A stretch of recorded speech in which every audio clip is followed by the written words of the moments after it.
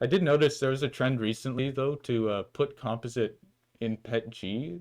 Um, I think we have a sample of like carbon fiber PETG, and I'm curious kind of where that application comes from as opposed to putting it in something like nylon or just straight up PLA. It's a bit easier to print those.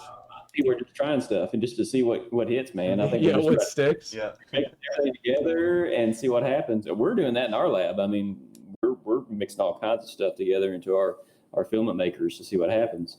But you have some advantages there. I mean, that's how we have all the materials that we have anyway. Is you start mixing things together and finding out if there's a new property that we never anticipated. PETG is great. And we printed out tremendous amount of the face shields out of the PETG side of things. It's stronger. It has the heat resistance the PLA doesn't have. It typically has just a little bit more flexibility. It can have a really, really nice look to it if you actually really compress those layers.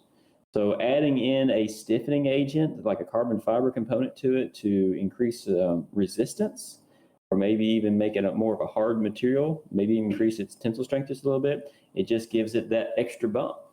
And I think you'll see a lot more of that. Right now, the real interest is all of these organics.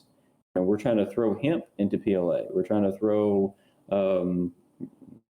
basically bringing me, like I said, a bunch of hops to actually build into a new type of filament.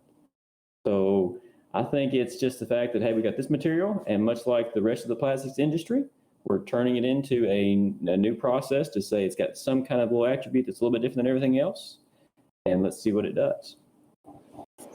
Cool. Yeah, I think kind of there are a lot of just on the material side alone, there's like a lot of these kind of emergent properties that you get when you're making these composites.